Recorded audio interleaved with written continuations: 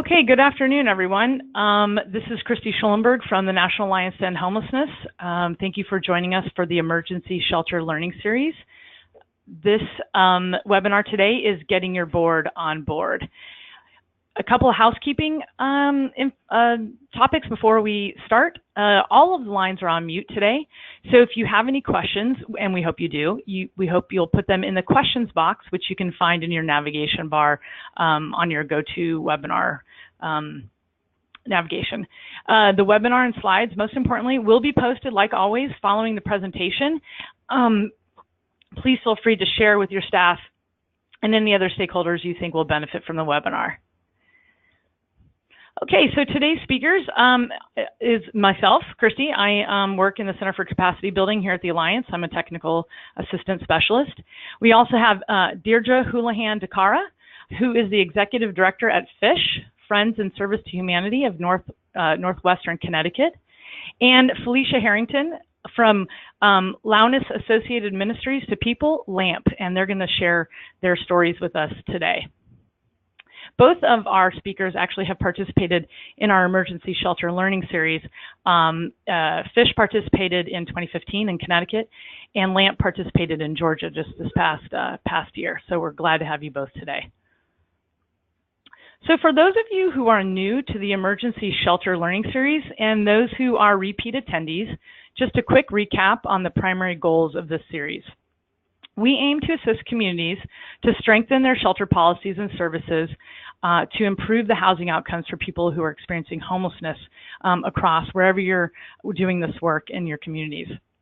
We want to assist you all to implement a system-wide approach to ending homelessness that includes emergency shelters and align emergency shelter goals with the community's goals to end homelessness. And last, to provide low barrier, safe, and housing-focused shelter. In addition, I'd like to quickly recap the 5 elements of effective emergency shelters. The first is having a housing-first approach, practicing safe and appropriate diversion strategies, ensuring your shelter provides immediate and low barrier access, and using your data, and also making your shelter a housing-focused priority with rapid exits to housing and to housing services, and using your data to measure your shelter's effectiveness and make shelter design decisions. So this infographic that's up on your screen is free to download with a few other materials on our Emergency Shelter Learning Series website. So please feel free to visit that page and learn more. So for today's webinar, we're going to look at addressing the following questions. What are some promising approaches to bringing your organization's board of directors up to speed about emergency shelter best practices and the importance of being a housing-focused shelter? Secondly, what steps can you take to create not only buy-in, but active support from your board of directors for a housing-first, low-barrier, and housing-focused shelter model?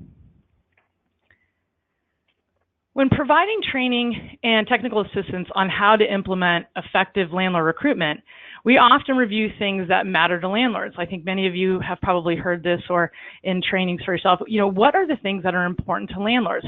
Paying rent on time, being a good neighbor. Well, the same can be said for boards of directors.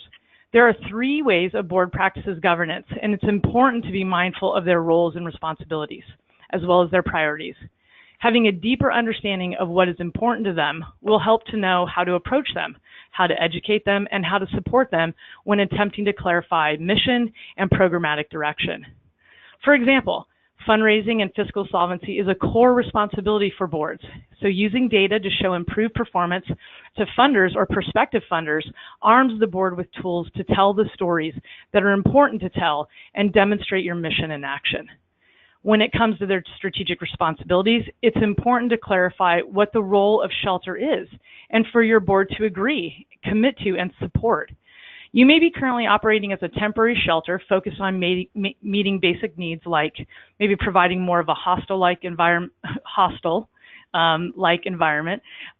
or showers, bathroom, laundry, mail, or maybe some self-directed resources or information and referrals and some light services. But maybe you want to make the transition to making more intentional your shelter's mission to end homelessness. And you're trying to focus on resolving housing crisis permanently, facilitating self-resolution, rehousing people quickly, reducing unsheltered homelessness, and the list goes on. It's important to clarify the shelter's goal and its purpose and mission, and for the board, again, to understand it, commit to it, and support that, because you're going to get the outcomes your shelter is designed to do.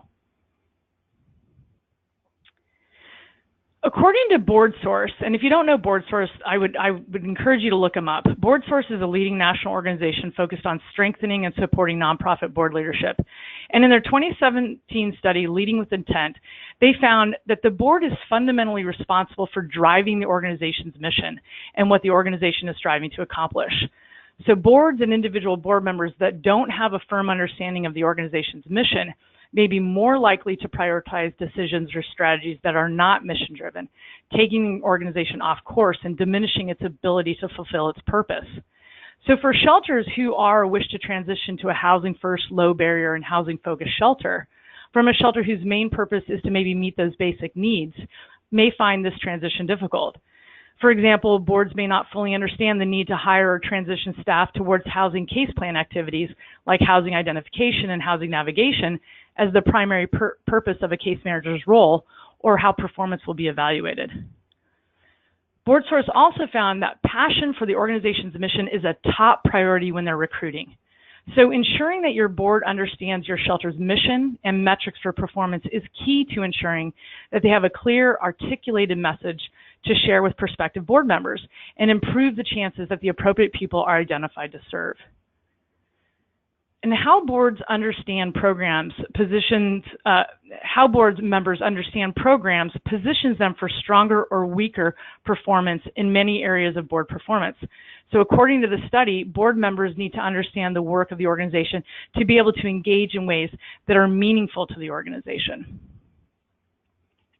And last, according to the study, providing board members with ongoing opportunities to deepen their understanding of the organization's mission and work, as well as their responsibilities as a board member, is an important way to strengthen the board's performance and to build a more passionate and committed board. So, some of those examples include, which we're going to hear some very specific examples about shelter work, but just consider, making sure that you have a robust orientation for new board members on their role and to the organization and its programs, especially the shelter. That you have focused educational sessions as part of regular board meetings that help cultivate understanding of the organization's mission, programs, and impact. And last, that you have thoughtful preparation of board materials to provide context and background to support effective engagement, deliberation, and decision-making. Now, enough from me. Let me introduce you to Deirdre Houlihan-Dakara, who has actually led her board through this process. Deirdre, the virtual floor is now yours. Thank you, Christy. I'm set. Okay, thank you, Christy. I am delighted really to share our story because I hope it will prove helpful to some facing some of the issues we had in moving into our new low barrier model for the shelter. I will say that besides being executive director, I might call myself a promoter for all public relations, and we have created an organization that is front and center in our community so that our goal is to have our community caring about the homeless and the hungry. And we are also the champion for those that are hungry and homeless. Our mission at FISH, Friends in Service to Humanity of Northwestern Connecticut, we provide the most basic of human needs, which is food, shelter, and hope to our neighbors in need. And I was asked to share a bit about our organization. So I will share first that I have a really wonderful board of directors, but this change was very radical for us. So I'll be sharing our story. But I also want to tell all that our great success in the community is really our partnerships and collaborations with so many wonderful service providers that work with the hungry and the homeless and make things possible for us when we suggest them. So I'll share some FISH facts. Now, we at FISH, we're going to see daily the very human and social welfare challenges of families individuals and veterans facing life crisis, and we strive to restore the confidence and self-worth of those who are the most vulnerable and seeking our help.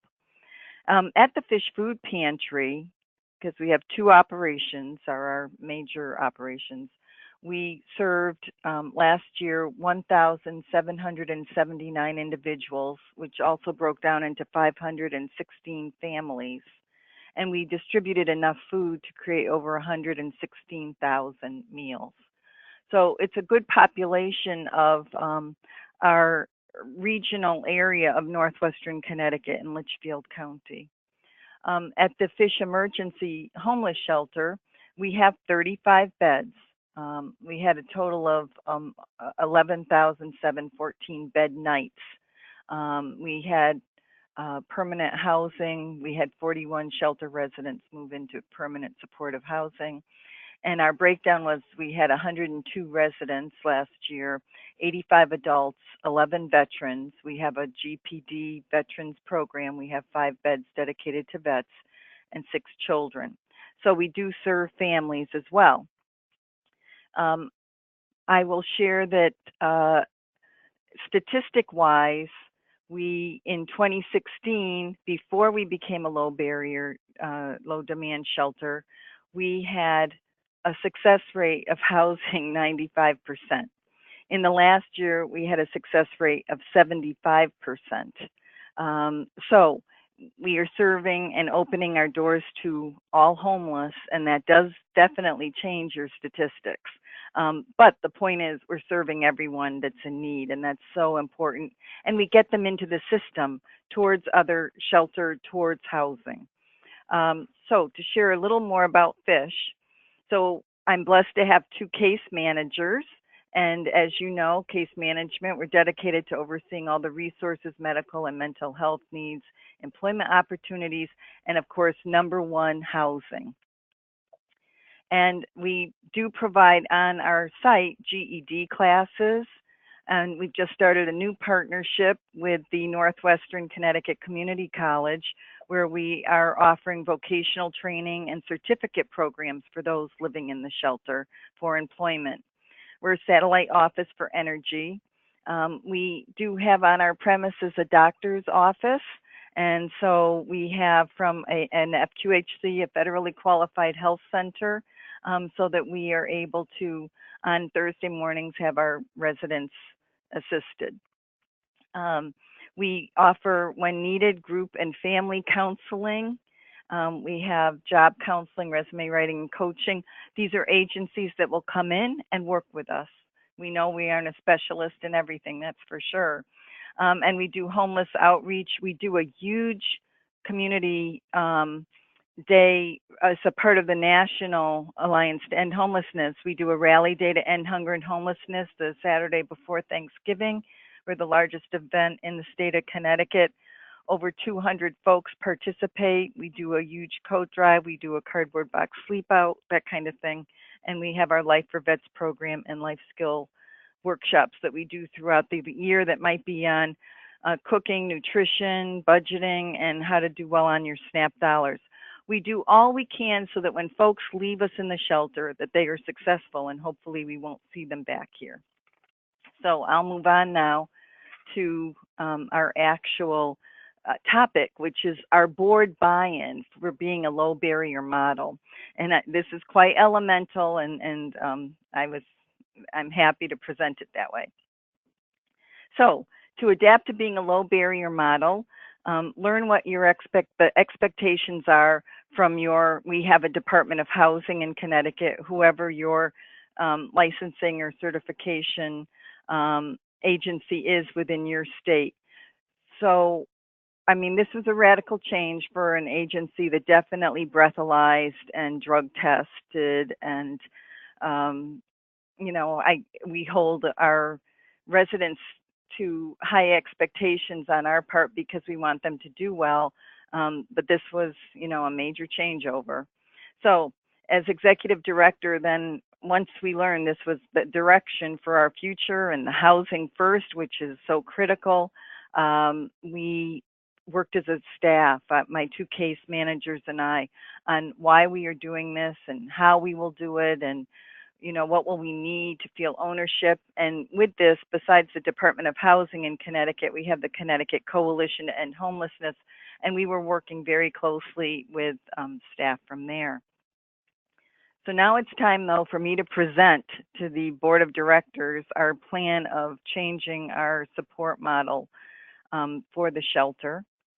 And so I presented to the board, which I have the best of relationships with, but the reaction immediately was one of tremendous concern about safety for shelter residents and staff if we were, going to open our doors to folks that live with addiction, and also the liability of those issues.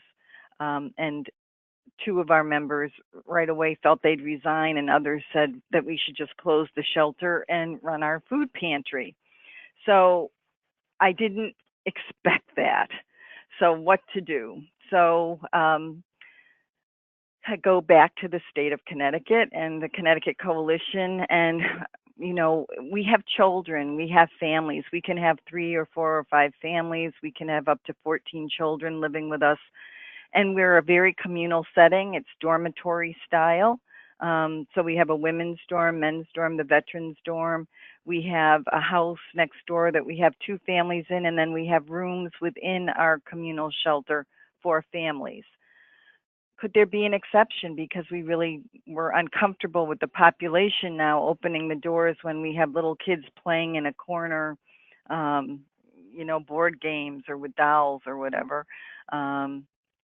So I had to determine what to do. So I decided I'm just going to address this right off, and I invited the staff from the Department of Housing and the Connecticut Coalition to meet with my board of directors. But because I have such a great working relationship and Fish is highly respected in our region, I knew we had to have others invited, because I really believe that homelessness and hunger are issues that the whole community owns.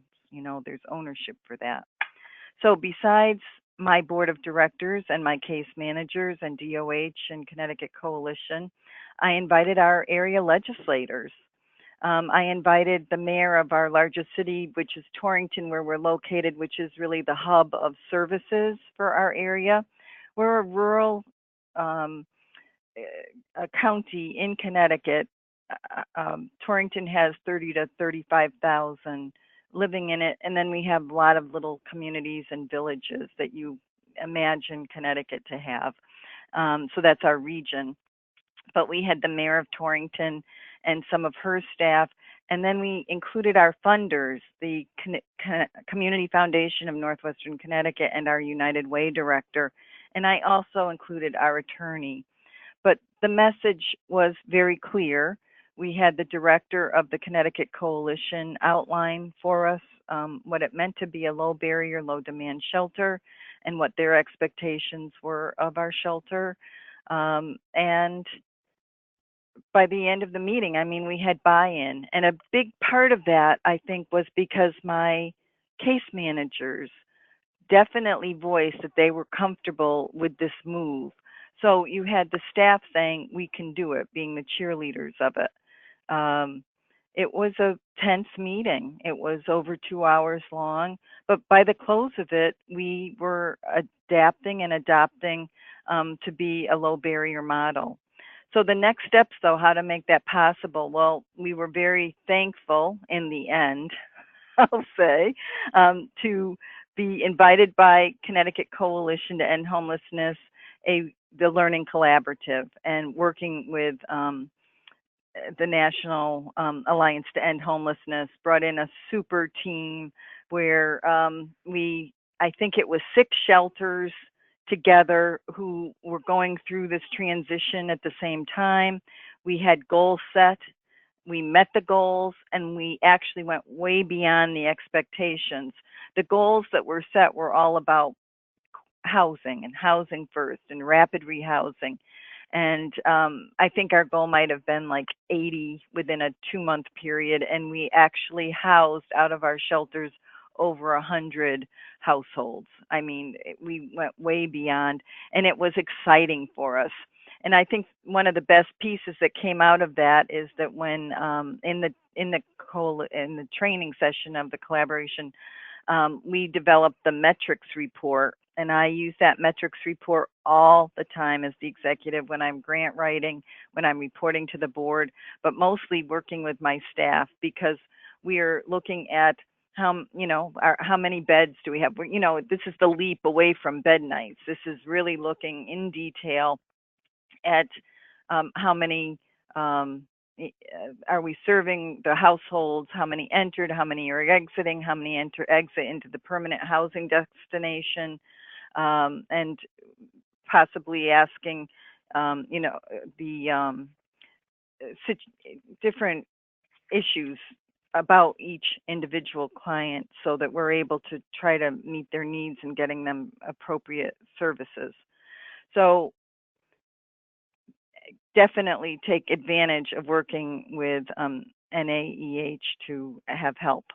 I will say that within a 3-month period on our end here at FISH, I was rewriting the policies of the agency, and through the help of the National Alliance, we learned about Marvin rules, which in your policies, I'm guessing you may all have a lot of Marvin rules that came up because of one situation that happened in the shelter. And so all these issues condemn whatever that might be. So rewrite it knowing that we have to be open-minded and open to any situation that may arise within the shelter and how to deal with it, and get rid of those individual little Marvin rules. So overnight we changed. It was like a cold turkey, where we just went right into it overnight, and no longer breathalyzed, no longer drug tested, worked with the people in the shelter to let them know our expectations, and creating the rules. If you are coming in intoxicated, we, put you right to bed, that kind of thing, so that you, in a communal setting, we don't want to have an upset of those that, strive every day to be sober. So we try to have everyone follow those rules, but we're very open to serving everyone. And believe me, it's not easy. You have to not only sell your residential monitors in the shelter, but the rest of the staff that may be working with you in other programs. But we're 2 years into it. May of 2016, we made our move into adopting the low barrier model. So that's our story, and I hope it's helpful. Thank you, Deirdre, so much. There's some great questions coming in that I will be sure to circle back and ask you, but thank you so much for sharing your story. Now I'd like to turn to Felicia Harrington down in Georgia. Felicia, thanks again for being with us today, and we're excited to hear about how you got LAMP's board on board.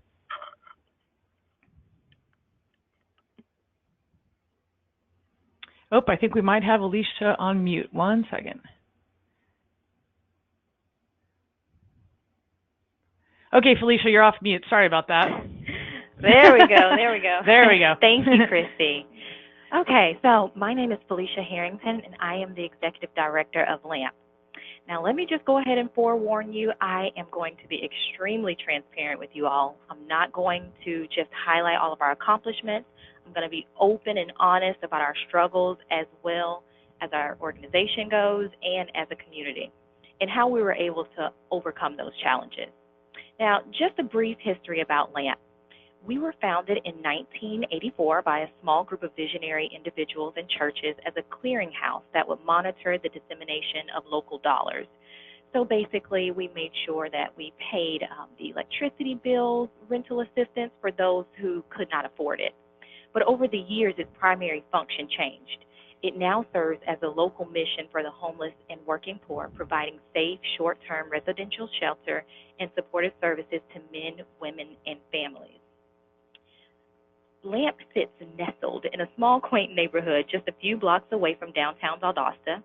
The 7,821 square foot facility houses administrative offices, a day center, a 65 beds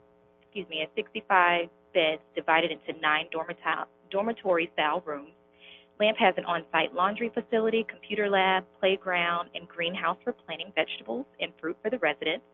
In addition, dinner is provided throughout the week in the on-site cafeteria, and breakfast, lunch, and dinner on the weekend. LAMP is conveniently located right behind the soup kitchen for weekly lunch meals and just 2 miles from the Greyhound station. LAMP has a total of 14 employees and is a 24-hour, 365-day-a-year operation. It is also always accessible to the public, and intakes can be performed at any time. Next slide, please. Our programs include our emergency shelter, case management, supportive services, day center, rapid rehousing, homeless prevention, reentry partnership housing, and street outreach. Don't you all just want to come to LAMP now? I mean, we sound like a total resort.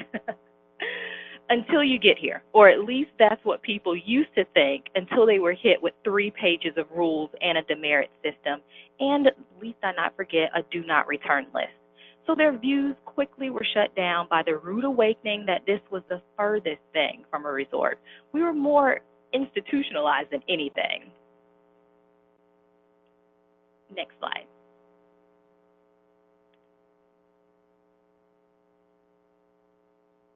And next slide.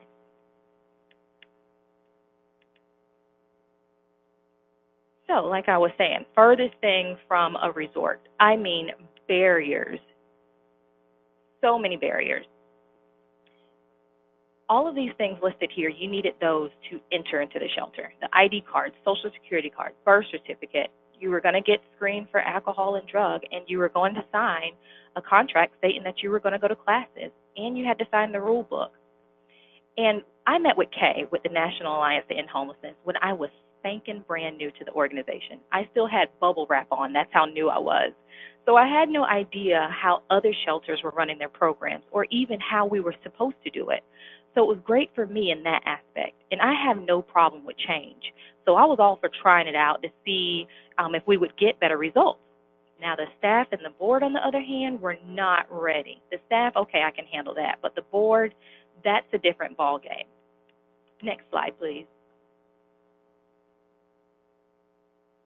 Our board consists of 21 individuals from our community. We have a lawyer, a county commissioner, ministers, business owners, executives, retired military, and even a prior homeless individual. We have 5 subcommittees: finance, governance, personnel, strategic partners, and development. So here I am. I go before them. Remember, I'm spanking brand new, and I'm telling them that we need to change to a low barrier housing first shelter per the guidelines of DCA. I definitely had to throw that in there so they wouldn't think the new girl had the audacity to change the rules that they've had for decades. So when I brought up what that would entail, they could not see the vision. Alcoholics and drug addicts were the biggest issue that they had. They were concerned about our safety, the resident safety, the children. They thought for sure that we would be running a madhouse, a drug-infested in-and-out house. They thought the absolute worst. They also were concerned about how the community would start to perceive us and worried about losing donors. All of these were valid concerns. I understood that this was going to be a radical shift. Realigning to a different model was going to take time, patience, and trial and error. But I reminded them of our mission statement. A part of our mission statement says that we operate on the premise that all of God's children have the same needs for food, clothing, shelter, and love. I never saw a disclaimer that said they had to be sober. So I told them that if we truly wanted to help the most vulnerable people in our community, then we had to meet them where they were in life. Of course, we wouldn't jeopardize the safety of our residents and staff at the cost to do that. So to get them more comfortable with the idea, I met with the president to schedule the board retreat because I really wanted to educate them on what it meant to be a low barrier housing first shelter. Because I knew they were just thinking the worst, and I just wanted to really just hone in on that. And it was very helpful to remind them, if all else fails, remind them that the primary source of our funding comes from HUD, and as long as we're receiving money from them, we are required to abide by their policies. I went a step further and I printed off the email sent by Michael Thomas, the ESG program coordinator, and highlighted the part where he stated, and I quote, "Shelters committed to the Housing First philosophy will be low barrier, meaning that there will be no requirements regarding drug testing or sobriety, employment, minimum income, minor criminal history, participation in services, or other unnecessary conditions. In future ESG funding competitions, priority will be given to emergency shelter applicants demonstrating a commitment to this philosophy." Now that was a major turning point in our discussion. That right there. I mean, we can have our own rules. Yeah, for sure. We can do whatever we want to as long as we are funding our shelter. So then we started discussing which rules were necessary and which were the Marvin rules. And we were able to take our rule book from 3 pages, yes, I said 3 pages, to one single page with 4 key rules. And those rules were: treat everyone with respect and dignity, use the shelter space in a respectful manner, no weapons are allowed in the shelter and nothing may be used as a weapon inside the shelter, lying down is only permitted on your assigned bed when the doors are open. Once you treat everyone with respect and dignity, that's going to cover pretty much everything else. Because if I'm treating you with respect and dignity, then I'm not cussing you out, calling you everything but a child of God. I'm not doing all of that. So we were able to kind of, put that in there to eliminate a lot of the things that we had on there. And no more demerit system as well. But to also help with the warm and fuzzy, I brought along 2 success stories that were recovering addicts, one of which is now a full-time employee of ours. The board retreat was also a great way to come up with the strategic plan on how to become effective in the transition. And once we did that, they really just got on board with it. That's when they really bought in. But I took it a step further. I spoke at every possible civic organization, church, city council meeting. Matter of fact, when I leave here today, I'm going to speak at another church because so many people had such a perception of homelessness and addicts and all of those, preconceived notions that they really were forgetting the real picture here, that we're trying to help them to get housed. We're not trying to be a rehab facility or anything like that. We're just trying to make sure that they have a place to sleep, sheltered. Next slide, please. So we started right away. No more drug or alcohol testing, no sobriety requirements, and no restrictions on serving clients with criminal histories except for sex offenders, as our shelter does house families. Rules became limited on and focused on behaviors to make every effort to avoid exiting clients back into homelessness. It was very challenging at first. The word got out to the clients that there were not going to be any more drug testing, and man, they tried it. I mean, they tried everything, but we were able to get over that hump and just really make this an environment that was welcoming to all. And it really didn't change our success rate too much. It did drop, especially in the beginning, but now I would say we're only dropped about 5%, but that's because of diversion and the removal of unnecessary rules allowed more people to come in because that's one of the biggest deterrents of why people don't want to come into shelter. So they were more prone to actually wanting to work with us and making that effort instead of you trying to tell them what to do. It's kind of like with children. The more you tell them don't do this, the more they want to do it. And then, of course, the collaboration with community partners was so important. And that helped with the board as well because each one of those board members who is an attorney or, a retired military, they were able to get me inside of their place of business, and I was able to spread the word to their staff. And so that just helped them even more buy in to the whole housing first, low barrier approach. And so that's how LAMP really switched to this approach, and we've been very successful in it. I mean, like I said, we do have challenges. We're always going to have challenges because now that we are supporting those with the most vulnerability, that comes with issues, especially a lot of mental health issues. But having those partnerships really helps us to get them the services that they really, really need in order for them to get housed. And that's all I have. That's quite a bit, Felicia. Thank you so much for sharing that. And we are excited to have some time for some Q&A. There are definitely some questions coming in.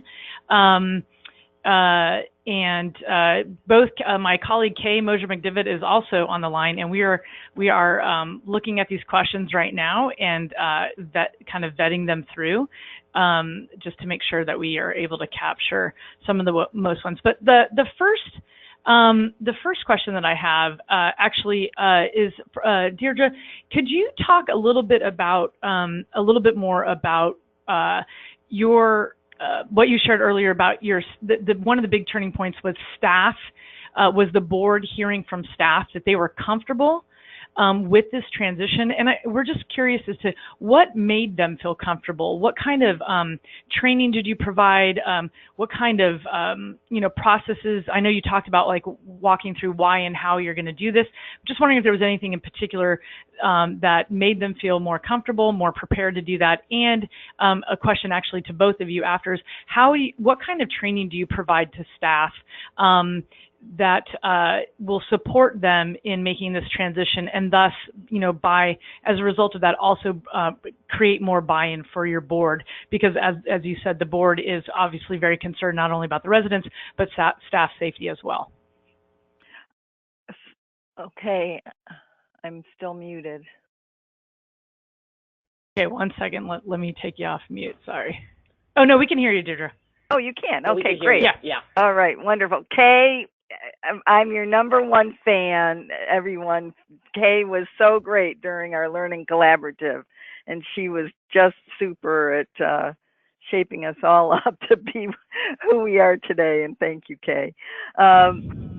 I will share that we are fortunate that our Northwest Connecticut Community Foundation has been really on top of two of our major issues in our region, and one is on homelessness and one is on hunger. They've done a new report on the opiate epidemic as well. So we've been able to use other agencies. So we work with the McCall Behavioral Health. We work with Charlotte Hungerford Hospital. So staff were able to be trained on the latest on what the situations are, what are the current drugs. We had to be up on all of that. McCall also works with alcoholism, and so they've been wonderful teachers for us and are on call anytime. We have other agencies that we have called in from time to time to do a training with the staff. So that gave us a comfort level because, as I said earlier, we certainly aren't specialists on things, but we have to know a great deal in our positions, or at least where to turn to help for ourselves. So that helped us.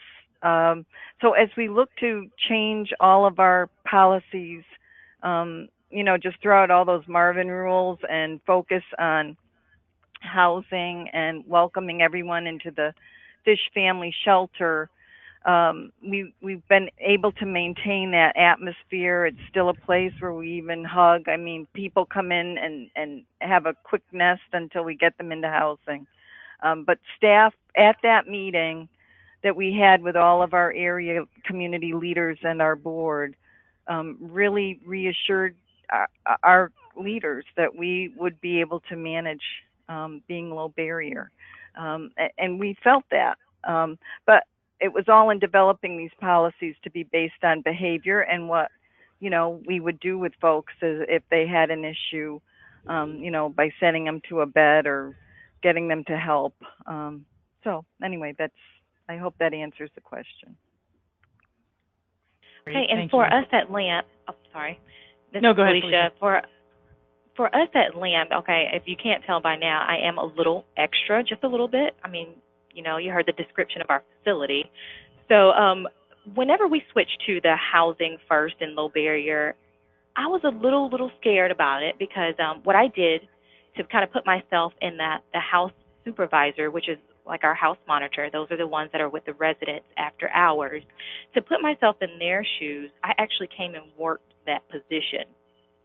And number one, it's a lot harder than I thought it was. And number two, I was paranoid the entire time. So the first thing that I did was I got panic buttons installed. Panic buttons, and I also got an alert necklace where let's just say they can't get to the phone or they're not where the panic button is, and they could just press that necklace, and then the police is here in 2 minutes. And trust me, we got our money's worth from those services. But in addition to that, I also hired someone to come in and give first aid and CPR, and hired a therapist as a case manager that was more familiar with the drugs that most of our clientele were taking, the antipsychotic drugs and all those meds, which I'm unfamiliar with. So she was able to really help them and make sure that they were continuing to take their medication and making sure that they were getting the services from VHS. Great, Alicia, thank you both. Oh, could I just go add ahead. that we too added, we have the panic necklaces as well. And I think that gives a reassurance to staff, very much so. And I also worked a few overnights at Fish because it really is important to learn the pattern of people in the shelter. And I was glad I did that as well. Well, that really relates to a question we have, which is, so you both kind of jumped in and did some of the work of the staff, engaged the shelter in a way you could see it from a different perspective. And kind of going back to some of the stuff we talked about how we can, the greater we engage board of directors, the more compassionate they become, the more committed they become to the programs. Can you talk a little bit about ways in which your board members engage with the shelter in this new model that you're implementing? Do they, and if so, how? Well, I'll share at Fish that hardly anything has changed because I've always invited our board to participate in all holiday activities. If there's a board meeting, or the other night I had the community college people in, my board people were invited to attend so that they're a part of it. So our residents, as they come and go, do know our board members because we have them come into the shelter. And, we try to make it a welcoming place for both our volunteers and our residents. Great. It's adding, a sense of respect for people, that we care enough, that we're, building them every day. And that's the same for us at LAMP as well. Our board is very present. They do come by quite often and just check in and really just want to let the residents know that they are available, and just to really motivate them and keep them encouraged, because a lot of them feel that, or may have felt that, they don't know who the board is, or they don't know who the executive director is. So we really try to go out of our way to make sure that we are accessible to them at all times. And they do also, like Deidre said, come to events that we have, and every opportunity that I have, we share success stories. And that's one thing that we do at every board meeting is I'll read a success story just so they don't lose that relationship and forget why they are volunteering on this board. I'll also add that I'm at a position in life where I don't have to be at home in the evening early. So I frequently am in the shelter visiting at dinner time or after with people. And I really think that gives a tremendous sense of comfort to our residents in the shelter, because I know everyone by name. So it's going that extra mile, but it really creates a sense of caring and safety in the shelter, that people know they can rely on us and that we're there to believe in them. Mm-hmm. So one of the themes that has definitely come up, and I would say is actually relates to the majority of the questions that we're getting, which are around safety, health and safety concerns. So Felicia, you were very clear. You're going to be transparent. You're going to show warts and all, and that the board, both of you actually, but Felicia in particular, was saying that the board was very pushed back, very concerned about safety and concerns, and thought it would just be a free for all. So one of the questions we've got is you said that once you changed to low barrier, residents, quote, tried everything. So it sounds like they tried a lot of the things maybe that the board was concerned about, in fact. Can you maybe give a couple of examples about what those situations or scenarios were and how you worked through those? And I imagine by working through them, it alleviated, it helped the board to further commit to that low barrier model. Okay. Let's see, one of the examples, well, this one just happened the other day. Like I said, we are still a work in progress now. So the other day we had a gentleman, we know he's an alcoholic. He's usually a functioning alcoholic, so we'll just let him sleep it off. But the other day, he got really, really out of hand. I mean, he called we had a brand new employee, a new house supervisor. Poor thing. She got it. 2 days in, he called her every kind of fat, ugly, any type of degrading comment you could think of, he gave it to her. Now, she was in training, so there was another house supervisor here, and she was doing what we normally try to do, trying to calm the situation down. We're trying to get him to go and lay down, try to sleep it off. But it had gotten to a point where it was just too out of hand. Now he's starting to get a little combative. He's getting physical now. So we did have to call the police.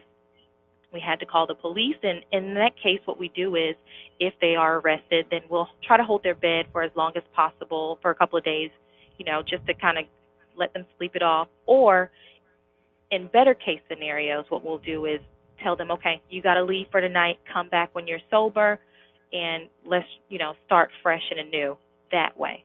Those are one of the ways that we've tried to really work through that. Another one, we were having a lot of people that were high on marijuana, and normally if you smell it, you normally would drug test them and you would remove them from the program, and they go on that do not return list. So what I started doing instead, and I put this into a policy, is that we weren't going to do that any longer. What we were going to do, especially if it was something definitely a lot more dangerous, we have a lot of people will see, the needle marks or something like that, then once again, that collaboration with community partners, what we'll do is we'll contact the crisis center and we'll tell them of the importance of getting clean and sober, and we would refer them there. And that program is 21 days and it's free. And within 21 days, we'll have a bed available for them when they leave there so they can try it again. Because it was really hard to try to get them to come to meetings where they would need to help, sign paperwork, whether it's for an apartment or if we're trying to help them get a job. It was very hard in being able to really do that effectively if they were high. So referring them to the crisis center was a great way to get them clean, number one, and they're actually housed because they're not sleeping on the streets. And then after those 21 days, let's come back and let's see what we can do for you now that you are sober. And that was a game changer for us a lot. Great. Did that answer your question? I hope so. Hopefully maybe the person will chat back and said that it does. But no, I think that provides, it's very in keeping with what we have seen across the country as communities and shelters are transitioning to a low barrier housing focused model, is a much more of an approach in attempting to deal with behavior versus very black and white rules, right. Like you blow this or you test this, you're not coming in. If your behavior gets to the point where it is, like the situation you just described, then, by the very nature of that, you are not meeting the expectations of our shelter, and we're going to deal with the behavior that's in front of us right now. It doesn't mean you're on a ban list now. It means that tonight you can't come in. It doesn't mean you can't come back. Even in other cases, we have seen shelters who say, there's just a lot of varying factors that go into it. Weather might play a factor into it. It might, depending on the history of that person, if they're known to have a violent background, then maybe the time frame in which they're allowed not to come back is longer than it would be if they didn't have a violent history, or you can still access services, but you can't sleep here. So what we're finding is that shelters are training their staff in conflict resolution, de-escalation, trauma-informed care, all of those things in order to deal with that situation. And it's really a case-by-case basis, depending on what the circumstances are. So I think that's very in keeping with some of the promising practices that we've seen out there, because, like you just described, some of those very folks are the folks who really need to be connected to services and not back out on the street because they can't come in. So, and I would just want to add. Oh, am I on? Go ahead, Deirdre. Yeah. I would just want to add that we've experienced all that Felicia has, exactly what you're saying to us, Christy.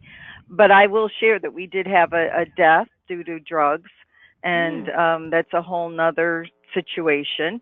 And it, Narcan was administered. The person did end up passing at a hospital, so fortunately it wasn't right in the house. But the sadness, the gathering, I was there all day long. We brought in a crisis group to talk to people for counseling.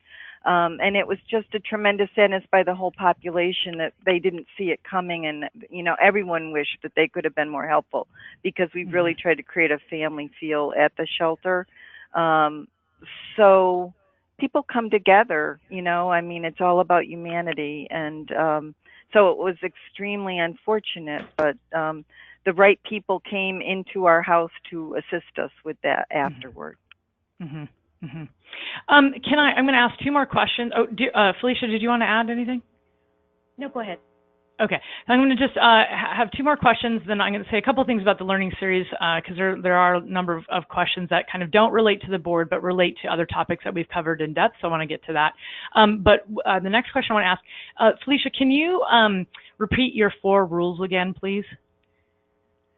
Yeah, sure. Okay, so treat everyone with respect and dignity. Use the shelter space in a respectful manner. No weapons are allowed in the shelter, and nothing may be used as a weapon inside the shelter. Lying down is only permitted on your assigned bed when the doors are open. Great. Thank you very much. And my last question is, Deirdre, you talked about 2 board members who were like, I think I might have to resign over this. Did either of you lose any board members to this transition? No. They stayed. Great. Felicia? We didn't lose them.